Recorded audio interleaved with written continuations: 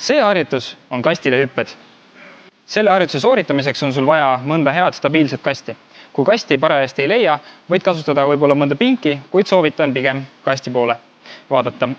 Kõrgus pigem esialgu alla põlve kõrguse, kuid kui oled juba natukene võib-olla rohkem sellise võimsustreeninguga tegelenud ja võimsust rohkem, võib ka natuke kõrgem olla. Harjutuse sooritamiseks seisa kastist natukene tagapool, nii pool pöida ja hüppad mõlemad jalad koos kastile, teed hea tugeva maandumise ja sirutad ennast ülesse. Nii, ole hea näite. Just. Üks kord veel. Väga hea.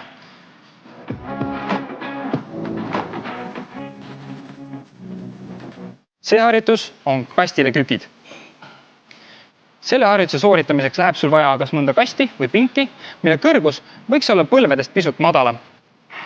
Harjutuse sooritamiseks seisa kastist natukene eespool, et kandade ja kasti vahele jääks pisuke vahe ning hoides seljast ennast ilusti sirgena, painuta ennast korraga nii puusast kui põlvest. Kui sinu reie tagumikülg puutub pingi ära või kasti ära, siis siruta kohe ülesse. Kastile istuma jääda ei ole vaja.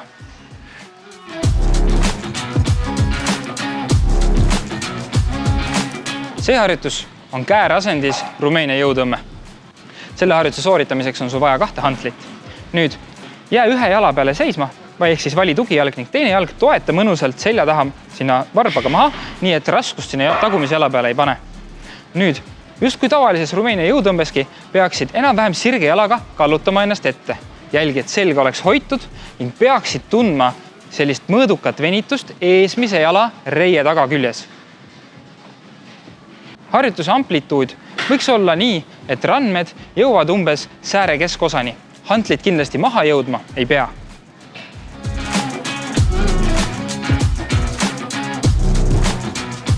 See harjutus on kummilindiga puusarotatsioonid.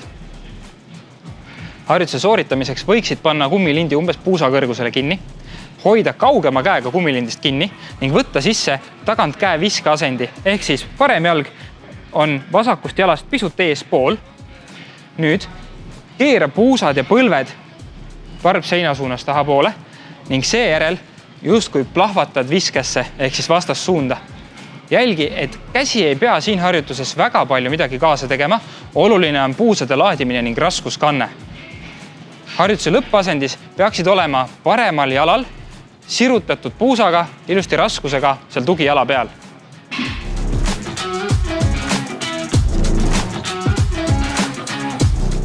See harjutus on kaldpingil surumine hantlitega. Selle harjutuse sooritamiseks on sul vaja reguleeritava seljatoega pinki. Umbes 45 kraadi oleks ideaalne. Sul on samuti vaja paari hantleid. Pane ennast mõnusalt pingile ja toeta selg ära ja jälgi, et sul oleksid jalad stabiilselt maas. Hea on, kui saad jalgadega ka kerge surumise tekitada. Kui hantlid on sul õla kohal, siis jälgi, et abaluud oleks mõnusalt vastu pinki, et selgi oleks kumer, vaid pigem natuke nõgus. Hantlite surumine toimub õla kohalt otse üles lae suunas.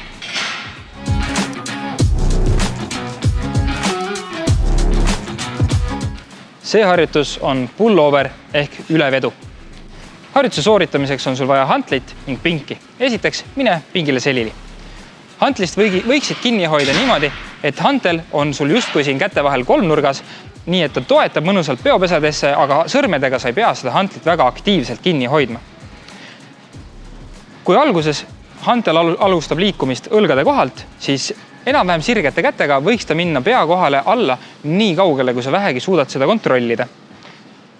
Siin alumises asendis võiksid sa tunda venitust õlavöötmest selja lailihase juurest ja selg võib siin harjutuses vabalt nõgusaks minna.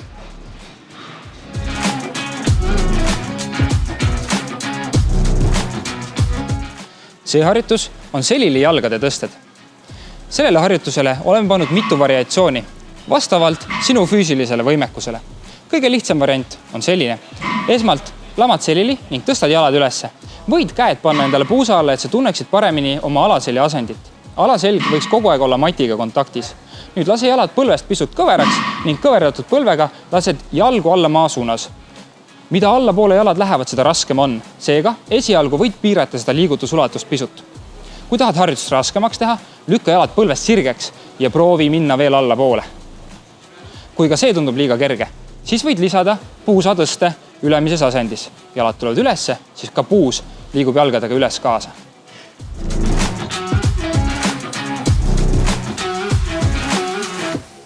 See harjutus on ülakehatõsted. Harjutuse sooritamiseks leia esmalt endale matt ning mine sinna selili. Jälgi, et sul oleks koht, kuhu jalad üles panna. See võib olla nii varpsein, kast või pink. Vahet ei ole. Peaasi, et jalad ei ole kuskil vahel kinni, vaid toetavad siia peale vabalt. Käed pane ilusti reie eespinnale ning harjutuse sooritamiseks hakka käsi libistama mööda reie eespinda ja tõstad nii pea kui ülakeha maast lahti. Alla minnes ei pea uuesti maha panema, kuid jälgi, et abalud jõuaksid uuesti maha. Niimoodi saad hea kõhulihase isoleeritud pingutuse.